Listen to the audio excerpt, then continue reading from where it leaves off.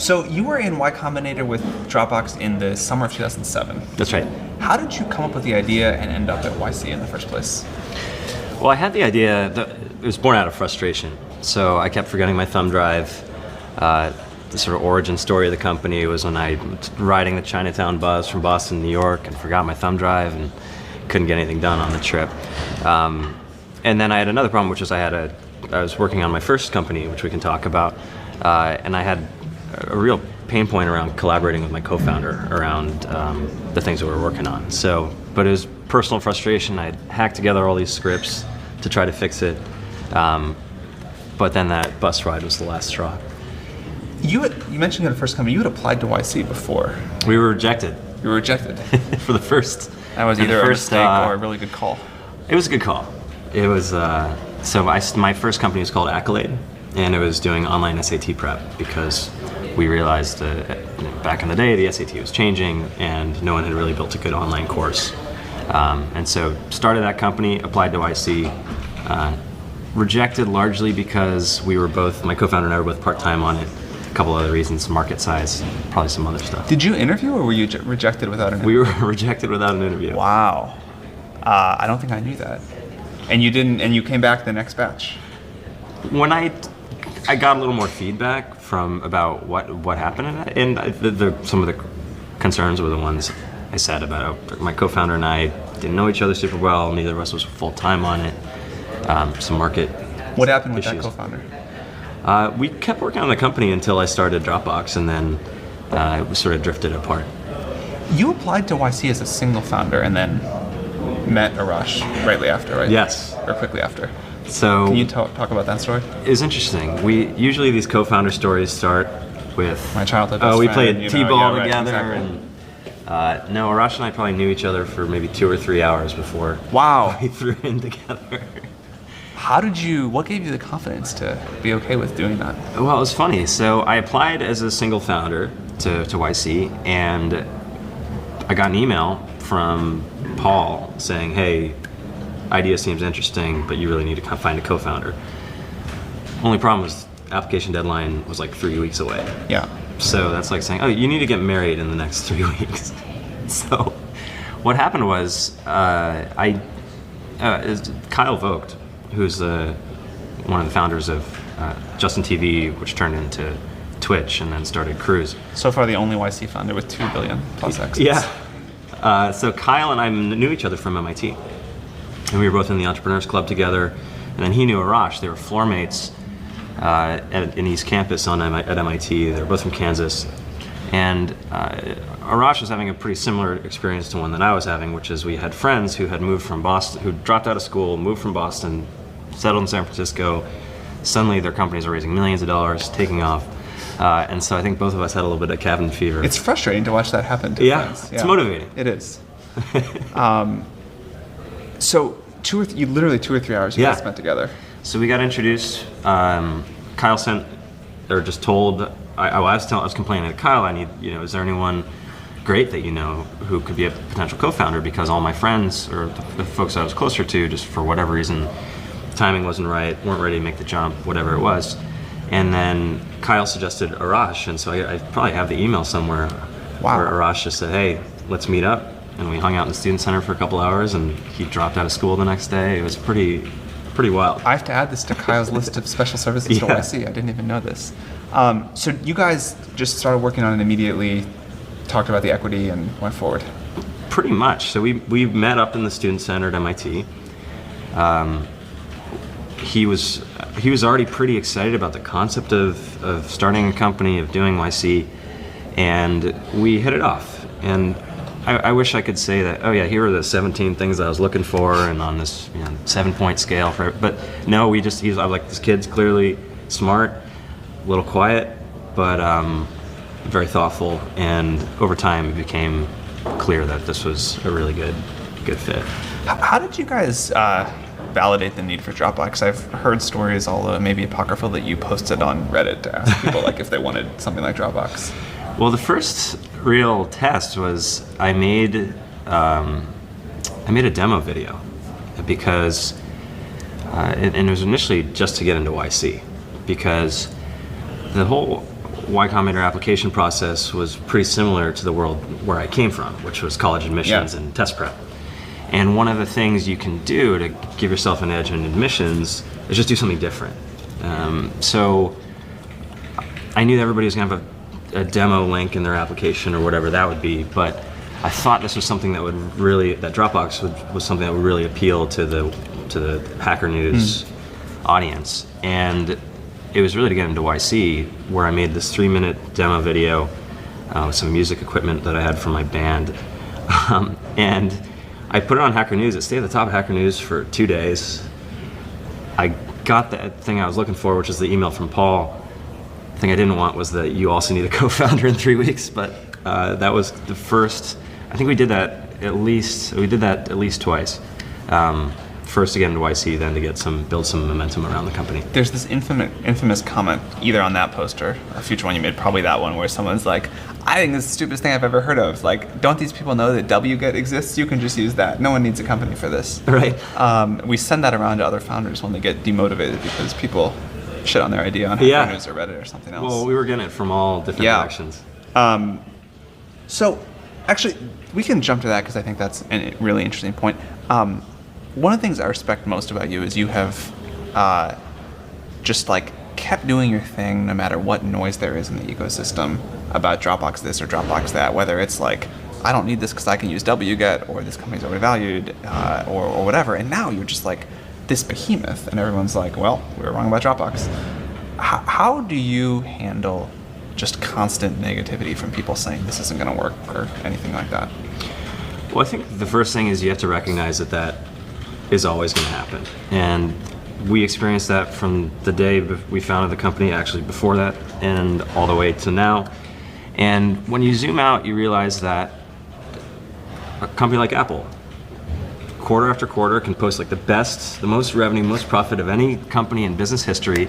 It's over. And the next day is like, but they're really dead now. Right. So you have to appreciate that that's human nature and that's just going to happen. I think where it gets a little harder is you have to simultaneously have thick skin and be able to tune things like that out.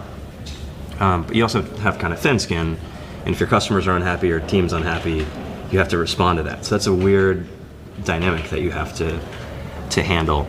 But I think it starts just getting some perspective that that's always going to happen. How do you decide when you need to address something with customers or team versus just let it go in its normal course? Well, I think I'll give you maybe more in the fundraising context. So in addition to people on Hacker News, a bunch of the comments were negative, but actually a bunch were positive too. We got a lot of pushback from investors saying, hey, look, this is, Google's going to do this. It's a commodity. Online storage was kind of the startup cliche of its time, the way that Bitcoin or other things have been. And frankly, I agreed with them. I was like, yeah, Google can probably do this. Yeah, we don't really have a lot of structural advantages. Yeah, we're not really sure how we're going to make money. We don't even have users. But at the same, so that's all true. But you have to realize that's not causal. Like it's sort of just because other folks have done something doesn't mean or done it in a way that you don't think is good doesn't mean it's inherently a bad idea.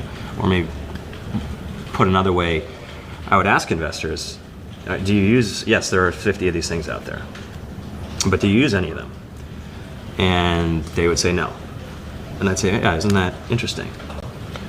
Was this the biggest problem that you found in early days, was just the level of competition or presumed competition in the market? Competition didn't bother me that much because our sites were also a lot lower in the beginning, and really I had a target customer of one, which is really myself. And victory would be never having to carry on a thumb drive. So How that was long the did starting it take point. you from the day you had the idea for Dropbox until you had a product until the last time you used a thumb drive? Probably about, I'd say a couple months, maybe 6 weeks, 6 to 8 weeks. When it's early, you can make massive progress like that.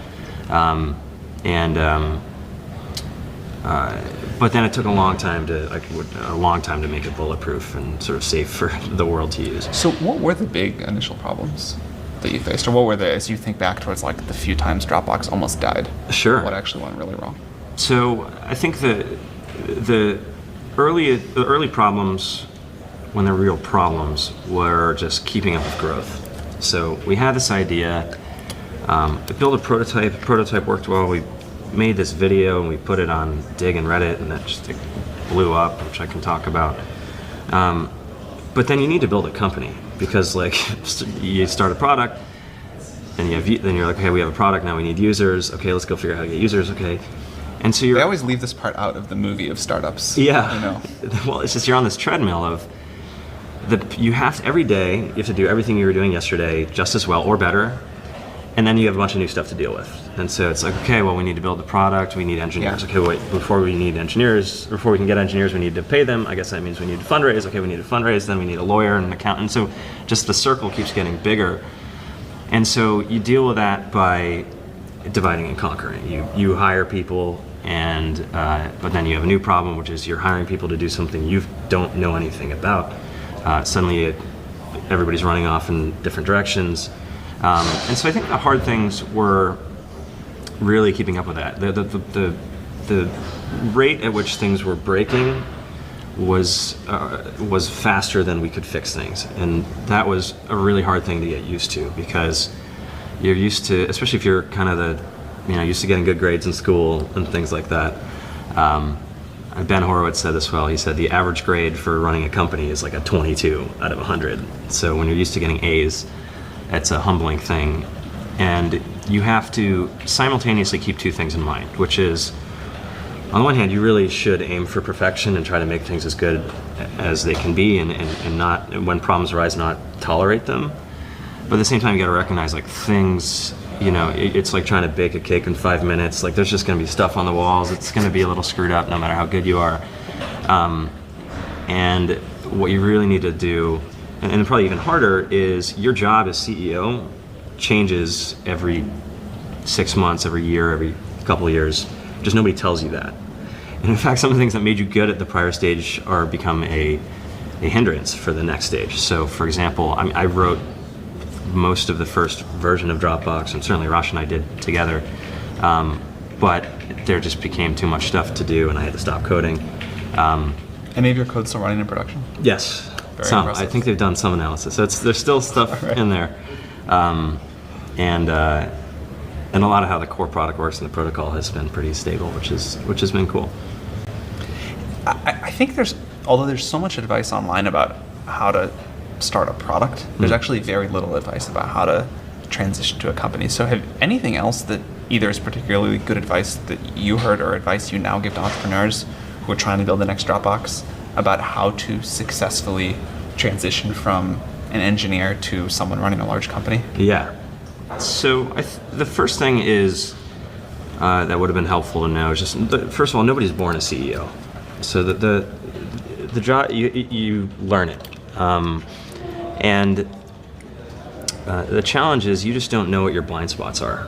And so you know how to build, at least in my case, I grew up programming. I knew I could make the code work. We knew we could get people on Hacker News excited about it. We knew we could make our early users happy. But if you want to bring a company to scale, there's a lot more. The chessboard is a lot bigger than just building a good product. And you have to be able to make smart and fast decisions about what markets do we go into, our business models, competition, strategy. How do you build a team? How do you run a team? That's pretty tough when you've never done any of it. You don't really have a lot of context on those things. Don't even know that those are important. So how did you learn those things? I think the first thing you need is on the one hand, like a healthy paranoia around, like, okay, probably one of the most useful questions that I like to ask myself and still do is 1 year from now, 2 years from now, 5 years from now, when I look back on today, what will I wish I had been learning? Or what would I wish I had been doing? And so I think really taking it on yourself to be systematic about how do I train myself, what am I going to need to know? They say you go from coder to psychiatrist, which I found is totally true, or politician in the job, and then there are a lot of different points in between. And so, and did you mostly figure this out yourself, or did you ask people, like, what am I going to need to be doing? What will I wish I had done in a year? A little of everything. Okay. So reading was probably the single most valuable thing that I did. Anything you'd recommend other people read? Yeah, and so I think my favorite book on management is High Output Management by Andy Grove, which is kind of the Bible of how do you scale an organization. I mean, I have a very long list of recommendations, but The Effective Executive by Peter Drucker is really good. But basically what you're talking about is you need to have good judgment about a lot of different things. And sort of like, how do you, what that really is saying is like, how do you gain wisdom very quickly? And last book recommendation, Poor Charlie's Almanac by Charlie Munger is probably the best book on that that I've read, which is really about how do you build a bunch of mental models to sort of break down the complexity of the world and know when to use each. But reading is part of it, but then also having you sort of think about that 1 year, 2 year, 5 year, having friends that are one step ahead, 2 steps ahead, 5 years ahead, and just sort of looking at the deltas between them. And so I remember I had a coffee meeting set up, and Sequoia, our first venture investors, were really helpful in connecting me with other entrepreneurs. And so I remember racing out of the office, running down the Starbucks, having a seat, and start peppering him with questions. And I asked, so how do you spend your time? What's important to you? And he's like, well, it's really important that we have a great mission as a company. And I'm like, okay. And he's like, and it's really important that we have great values and a great culture. And I'm just like, I'm starting to tune out because I'm like remembering which bugs I didn't fix, and like, did I finish that before I committed the code? And I'm like, what the hell is this guy talking about? Like, none of this has anything to do with our customers getting code out the door. But then you start hearing that 5 or 6 or 10 times, and you realize, okay, the only one here who's confused is me. And so, and then you realize we are going from designing, especially if you're an engineer, you're going from designing a system of code and algorithms, which is very orderly and discrete, to a system of people, and things like culture, values, all kinds of other things are the programming that makes that work. I think everyone's confused when they hear that for the first time and they tune out and they think about code. So have you found any way to get entrepreneurs to internalize that earlier? I never have, so I'm curious if you've figured out a way to. It may just be something you have to live. Yeah, I think I think you really need that a portfolio of different ways that you can train yourself. So reading's one. Mentorship or getting advice from people at different stages is another. I like to study just the history of business and really excellence. And so learning about, okay, well, it's one thing to know how Google was built or how Facebook was built, but then you can learn a lot by understanding, well, how does a consumer packaged goods company run? Like, how does Swiffer, like, how do you come up with a Swiffer? How do you think about competition there? Yeah, I've certainly learned the most from studying businesses that are not in the technology industry. And I don't think people ever do enough of that. And you want to go beyond business too. So how would Phil Jackson, who with the Bulls, the Lakers, the Knicks, like so many championships, like how do you build a culture on a team like that? How do governments solve big problems? And then you can also lean on your investors and the board. So, for example, Condoleezza Rice is one of our board members. She's seen scale in all kinds of different environments, from running the State Department, being Secretary of State. It's an 85,000 person organization. She's provost at Stanford. That's a 20,000 person organization, and so on. So you want to triangulate from a bunch of different sources, which helps you internalize these lessons more than if you just read like a blog post about it. The most interesting meeting I had in terms of thinking about how to build YC in the last year was going to the Vatican and listening to how they talk about, like, they think on 1,000-year timeframes and about 1 billion people, and it's like, it's a very different perspective, but it was really good. What are the biggest, if you were going to start a new company today, what do you think the biggest opportunities are? Well, I think that the whole AI, machine learning, machine intelligence is going to be transformative, especially when you zoom out. And I think things like, when paired with things like robotics, just machines are going to take on a new role in our lives, which will have a bunch of really interesting positive and negative effects, which we can get into. I'm not as worried about the robots killing everyone and taking over the world, but we can There's a lot talk of about that later. Good and bad short of that happens, I think. but I think it's a really exciting time, and well, in our world, we talk about Dropbox evolving from keeping files in sync to keeping teams in sync, which is a little bit of a departure, because when we started, we're like, all right, our goal is to make it so nobody has to carry a thumb drive around again, and life would be a lot better if your stuff was in the cloud. And today, it's like, that's largely solved. Mission accomplished. Yeah, mission accomplished. But along the way, it opened our eyes to a bigger problem when we realized that for a lot of our happiest customers, it wasn't really the storage that people were buying, it was the sharing. And they were really using Dropbox to get their team on the same page. But that meant a shift, which we can talk about. But a couple years ago, we were like, okay, of all the things, we were sort of blessed and cursed with this original product, because we struggled in the beginning people are like, well, what's Dropbox? Or what's Dropbox for? And the answer, when you think about it, is like, well, what's a computer for, right? What's a file for? So we ended up really supporting all these different use cases.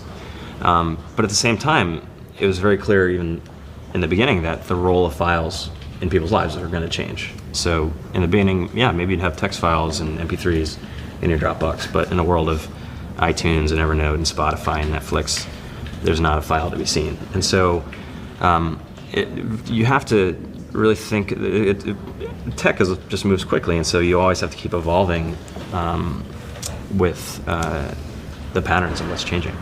Was this a strategic shift that you consciously made? Did you say to the whole company someday at an all hands, like, we used to be a file company and now files are dead and we're going to do this other thing?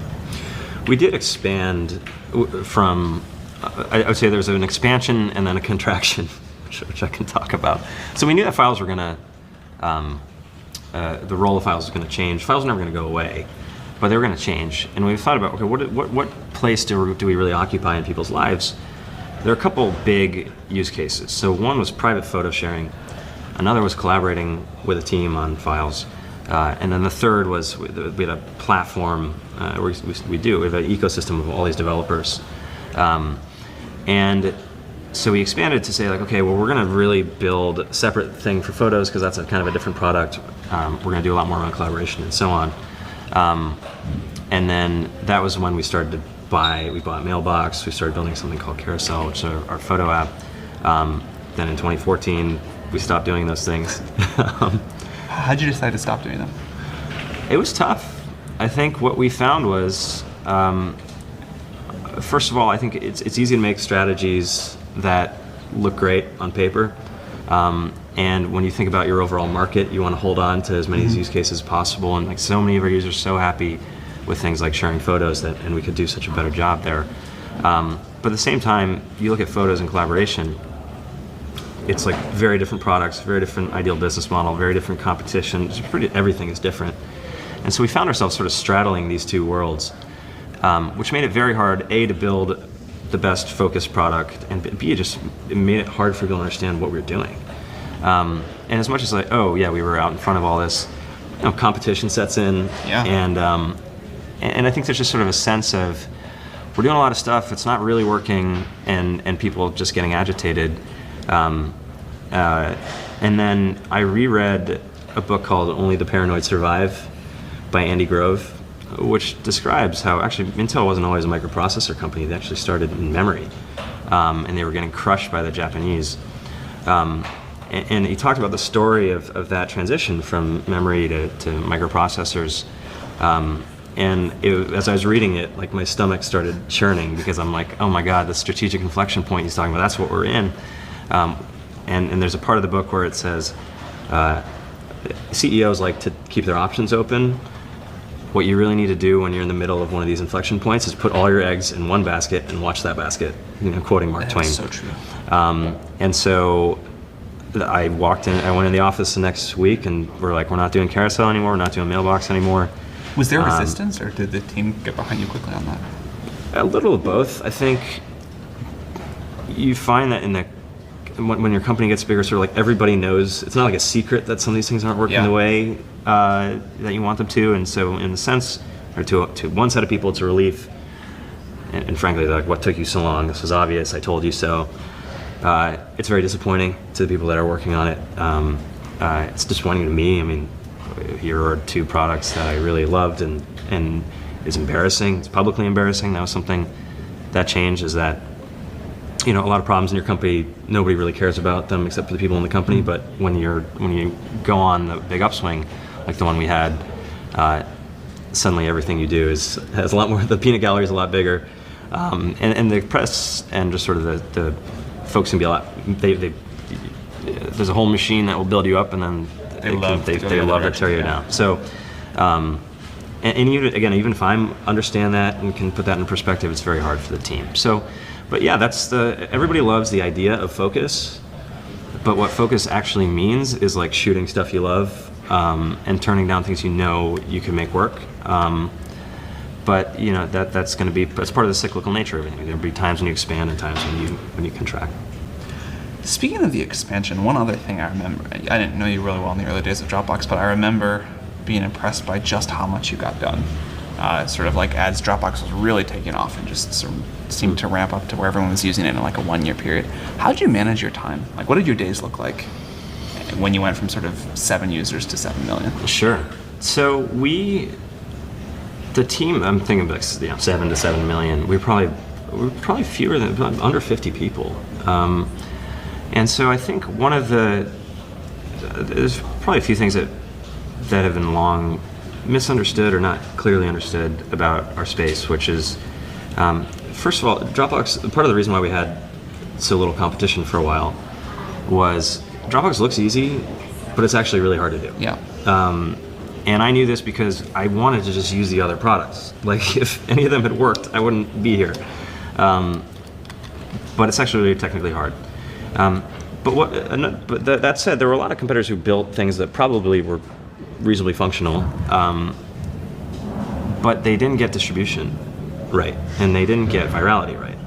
And I had been paying attention when 2007 was kind of when the Facebook platform started to take off, and a lot of the gaming, and you had these companies which were going from 0 to 100, and like in records, there's new land speed records were set all the time, and a lot of that was through virality.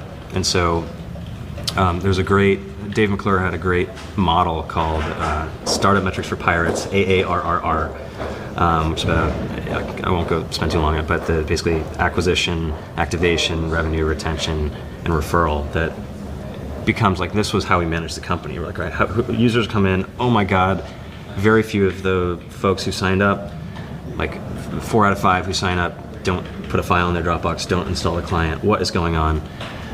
We actually brought people in off of Craigslist and watched them install the product. And we had like and we showed the video in real time to our whole team in the other room. Or we had the person and a PM in one room, the rest of the team in the other room.